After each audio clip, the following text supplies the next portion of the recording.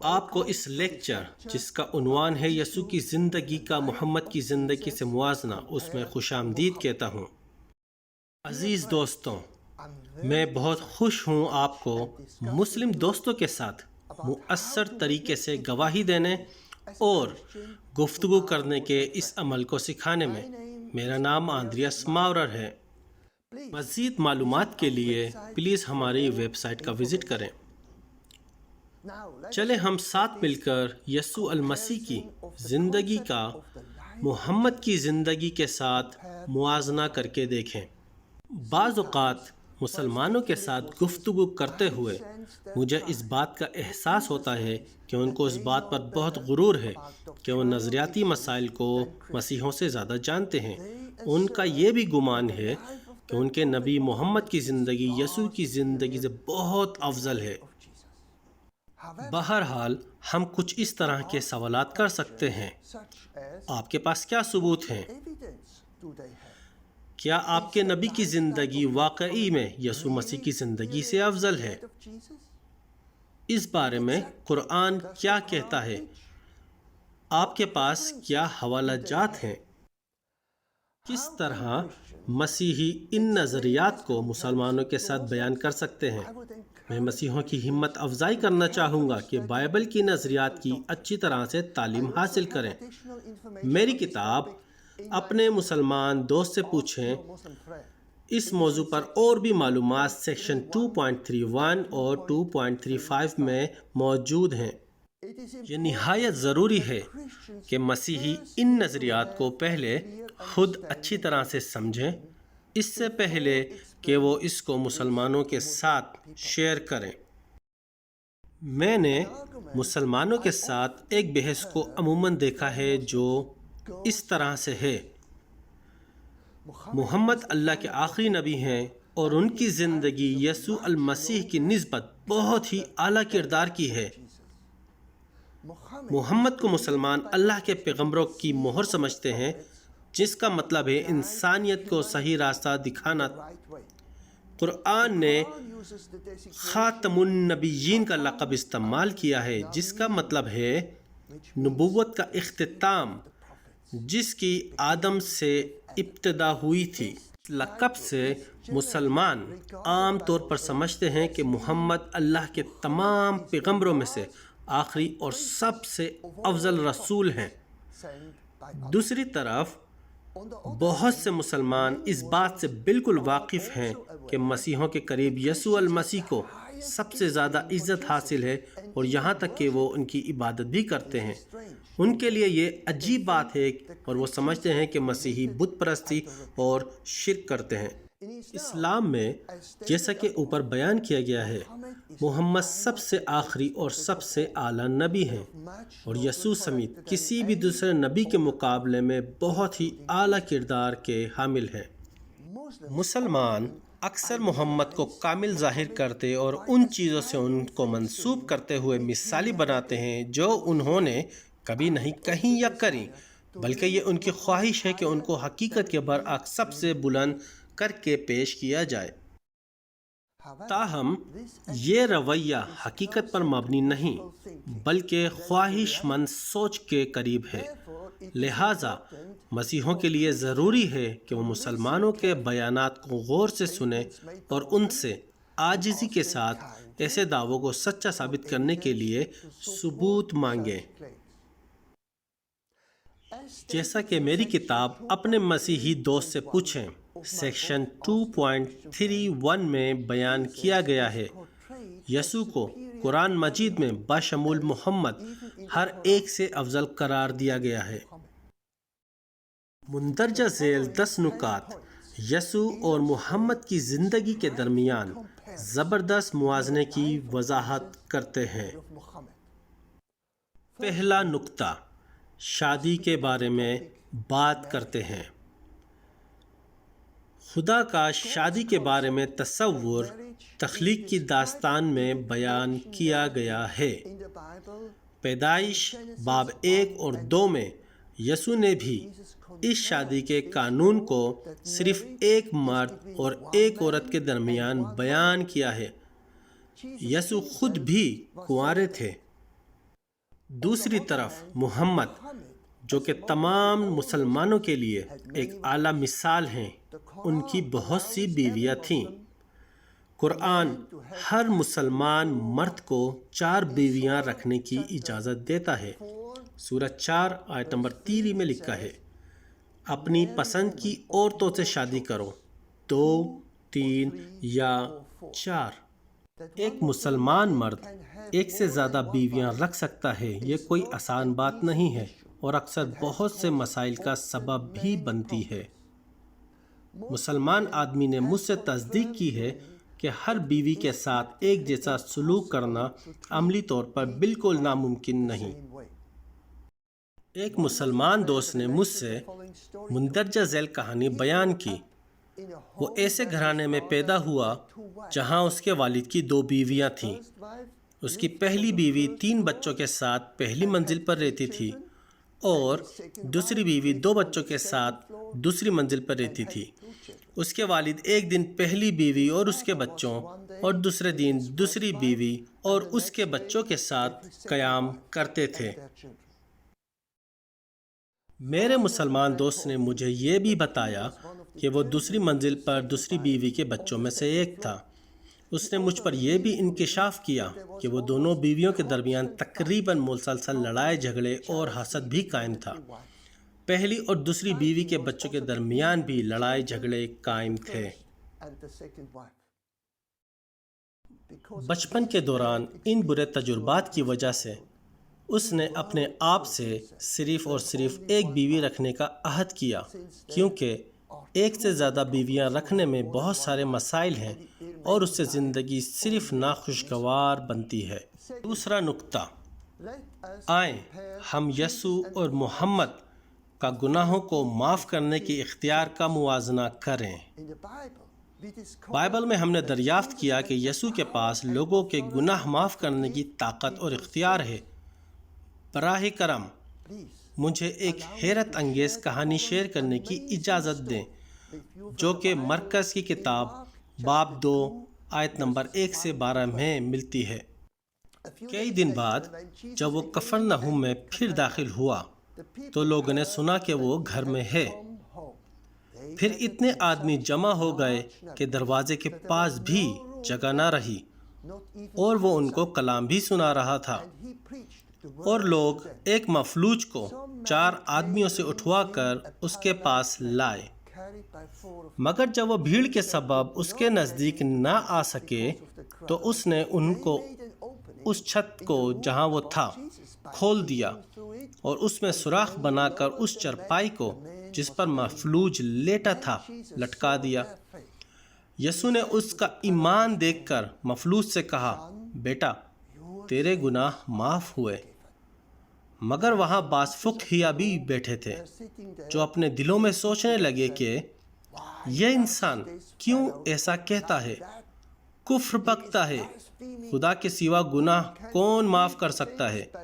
اور فی الفور یسوع کو اپنی روح سے معلوم ہوا کہ وہ اپنے دلوں میں اس طرح سے سوچتے ہیں۔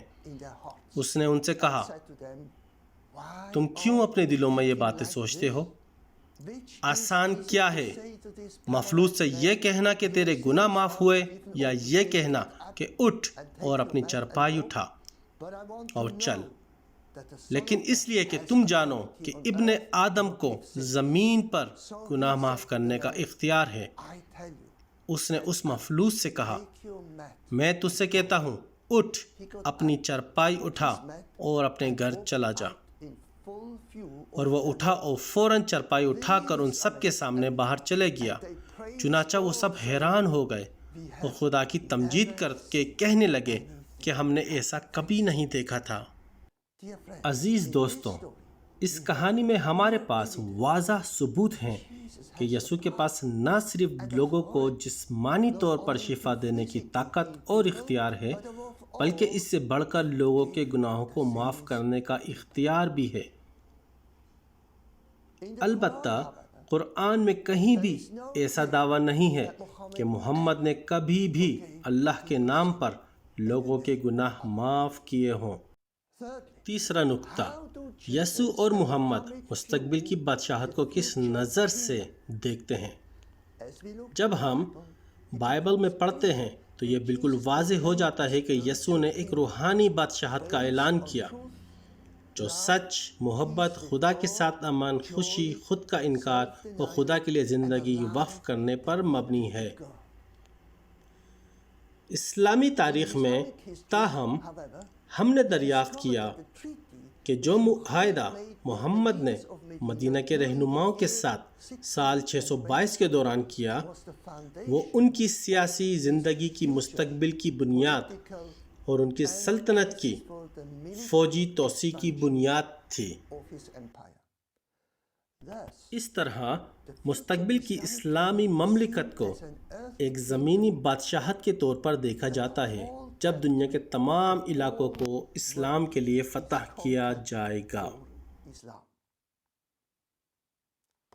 چوتھا نقطہ، یسوع اور محمد کا امن کے بارے میں نظریہ۔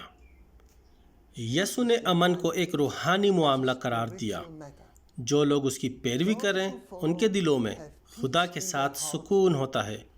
براہ کرم بائبل کے درج ذیل حوالوں کا مطالعہ کریں۔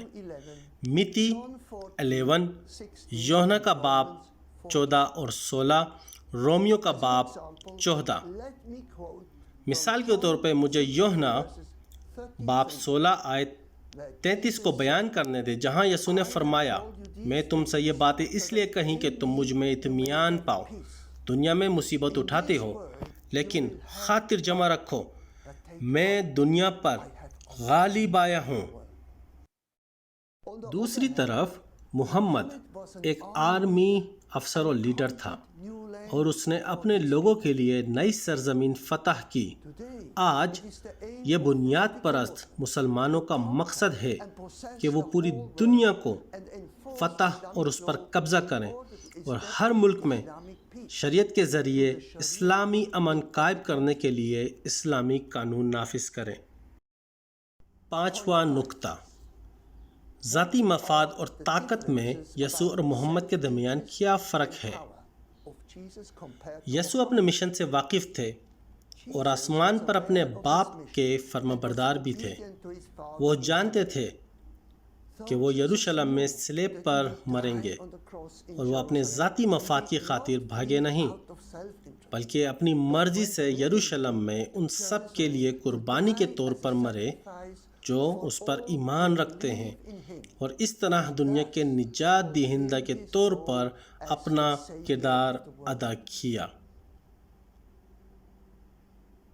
محمد کی زندگی پر نظر کرنے سے ہم نوٹ کرتے ہیں کہ وہ 622 عیسوی میں مکہ سے مدینہ کی طرف ہجرت کر گئے تھے۔ ان کو مکہ میں ان کے اپنے لوگوں نے ظلم و ستم کا نشانہ بنایا اور انہوں نے وہاں جانے کا انتخاب کیا جہاں اس کی ذاتی زندگی کی ضمانت تھی۔ مدینہ میں اس نے ایک فوج قائم کر کے طاقت اور دولت میں بہت تیزی سے ترقی کری۔ چھٹا نقطہ، معافی کے بارے میں کیا خیال ہے؟ یسوع المسیح اور محمد نے اپنے پیروکاروں کو دوسروں کو معاف کرنے کے بارے میں کس طرح کی تعلیم دی؟ یسوع نے اپنے پیروکاروں کو حکم دیا کہ وہ دوسروں کو یہاں تک کہ اپنے دشمنوں کو بھی اپنی مرضی سے اور بغیر کسی شرط کے معاف کریں۔ دوسری طرف محمد نے خون سے انتقام کے قانون پر عمل کیا، جس کا مطلب ہے آنکھ کے بدلے آنکھ، دانت کے بدلے دانت۔ اسلام میں کوئی بھی غیر مشروط معافی نہیں ہے۔ ساتواں نقطہ، یسوع المسیح اور محمد کے جانشین کے بارے میں کیا خیال ہے؟ کیا یسوع اور محمد نے جانشین مقرر کیے؟ مجھے بائبل پر نظر ڈالنے دیں۔ یسوع نے اعلان کیا کہ ان کی موت کے بعد روح القدس آئے گا اور ان کے تمام شاگردوں کی رہنمائی کرے گا۔ اس کو ہم یوحنا کی کتاب 14، 15 اور 16 میں پڑھ سکتے ہیں۔ یسوع نے روح المقدس کو اپنا جانشین مقرر کیا۔ دوسری طرف کیونکہ محمد نے کوئی جانشین مقرر نہیں کیا، اس کے انتقال کے بعد ان کے پیروکاروں میں اس بات پر بہت جھگڑا ہوا کہ مستقبل کا رہنما کون ہوگا۔ سنی مسلمان ابو بکر کو اور شیعہ علی کو محمد کا پہلا خلیفہ یا جانشین کے طور پر مانتے ہیں۔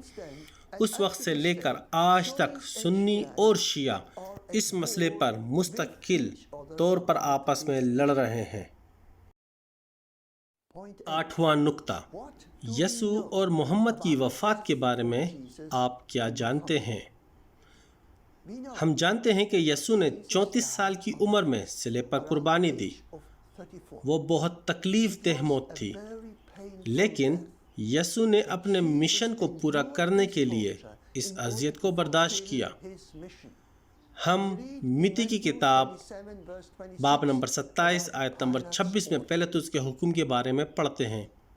اس نے یسوع کو کوڑے لگوا کر مصلوب ہونے کے لیے سپاہیوں کے سپرد کیا۔ دوسری جانب محمد کا انتقال 62 سال کی عمر میں ہوا۔ اس کی موت کی وجہ واضح نہیں ہے۔ بہت سے مختلف نظریات موجود ہیں، جیسے ان کو دشمنوں نے زہر دیا، مسجد میں عبادت کے دوران کسی دشمن نے قتل کیا، جنگ کے دوران زخم لگنے کی وجہ سے موت آئی، اور ان کی موت اوپر بیان کیے گئے باتوں کا مرکب ہے۔ آئیں ہم نقطہ 9 کی طرف چلتے ہیں۔ یسوع اور محمد کے اپنے دشمنوں کے ساتھ کیسے رویے تھے؟ یسوع کا بنیادی زور لوگوں کے ساتھ ہر معاملے میں صرف محبت تھا۔ اس کو ہم متی کی کتاب باب نمبر 5 آیت نمبر 44 میں پڑھتے ہیں۔ انہوں نے کہا، لیکن میں تم سے کہتا ہوں کہ اپنے دشمنوں سے محبت کرو اور ان لوگوں کے لیے دعا کرو جو تم کو ستاتے ہیں۔ اس کے برعکس قرآن کی سورہ نمبر 8 آیت نمبر 39 میں درج ہے کہ محمد نے کہا، اور ان سے لڑتے رہو یہاں تک کہ کوئی فتنہ یا ظلم نہ ہو اور انصاف قائم ہو اور اللہ پر ایمان رکھو۔ 10واں نکتہ، یسوع اور محمد کا عورتوں کے ساتھ کیسا رویہ تھا؟ یسوع کی زندگی اور وزارت کو دیکھ کر یہ واضح ہو جاتا ہے کہ عورتوں کے بارے میں ان کا رویہ مندرجہ ذیل ہے۔ یسوع مرد اور عورت کو بالکل برابر دیکھتے تھے۔ عورتیں بہت اہمیت کی حامل ہیں اور گھر اور عوامی زندگی میں مردوں کی طرح بھی اہم ہیں۔ آپ نے کبھی عورتوں کو نقصان نہیں پہنچایا اور نہ ہی غلام بنایا۔ دوسری طرف محمد کی زندگی اور عمل کا جائزہ لیں تو ہم نے درج ذیل کا انکشاف کیا۔ عورتوں کو عام طور پر مرد کے مقابلے میں صرف آدھی اہمیت کے طور پر دیکھا جاتا ہے۔ خواتین کو گھر میں خاموشی سے رہنا چاہیے۔ اس نے اپنے مردوں کو غلام عورتوں کی عصمت دری کی ترغیب دی، اور محمد کی خود کئی بیویاں تھیں اور 6 غلام لونڈیاں بھی تھیں۔ مزید مطالعہ اور حوالہ جات کے لیے اس موضوع پر برائے مہربانی میری کتاب اپنے مسلمان دوست سے پوچھیں، اس کے سیکشن 1.7.3 میں پڑھیں۔ خلاصہ یہ ہے کہ ہم یہ کہہ سکتے ہیں کہ یسوع اور محمد کی زندگی کے درمیان کچھ مماثلتیں ہیں، جیسے کہ دونوں اپنے مذہب کے بانی ہیں، دونوں کے بہت سے شاگرد ہیں جنہوں نے لوگوں کی زندگی پہ اثر کیا، اور تیسرا ان کی تعلیم اور زندگی ایک کتاب میں درج ہے، بائبل اور قرآن، جو ہر عقیدے اور ان کے پیروکاروں کو مقدس کتاب کے طور پر حوالہ دیتی ہے۔ بہرحال بہت سے بڑے فرق بھی ہیں جو کہ اس لیکچر میں بتائے گئے ہیں، لہٰذا ان تمام نکات پر نظر ڈالنے کے بعد مجھے یقین ہے کہ یسوع المسیح کی زندگی محمد کی زندگی کی نسبت بہت ہی عمدہ ہے۔ آپ کا اس بارے میں کیا خیال ہے؟ جو اس موضوع پر کہا گیا ہے، اس پر آپ کی کیا رائے ہے؟ میں ذاتی طور پر یقین رکھتا ہوں کہ مسیحی عقیدہ ہی سچا ایمان ہے۔ مجھے یہ بھی یقین ہے کہ یسوع ہی سچ اور اس دنیا کے نجات دہندہ ہیں۔ اس طرح بائبل خدا کا کلام ہے۔ بائبل کی تعلیم یسوع کے بارے میں واضح جواب دیتی ہے۔ ایک کتاب جسے میں آپ کو خریدنے اور مطالعہ کرنے کی سفارش کرتا ہوں، وہ کتاب ہے جس کا میں نے پہلے ذکر کیا ہے۔ اپنے مسلمان دوست سے پوچھیں۔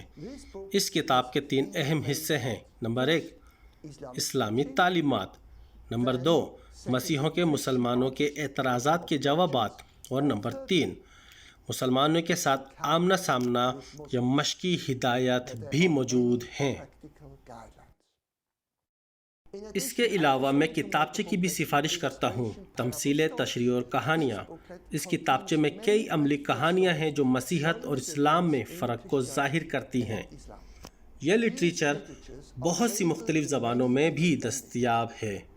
ہم آپ کی ہمت افزائی کرتے ہیں کہ آپ ہمارے لیکچرز کو سبسکرائب کریں اور ہمارا لٹریچر حاصل کریں۔ اس کے علاوہ میں یہ تجویز کرنا پسند کرتا ہوں کہ آپ مختلف مسیحی اور اسلامی ویب سائٹ سے بھی رابطہ کریں۔ جلد ہی دوبارہ ملاقات ہوئے گی۔ خدا آپ کو برکت دے۔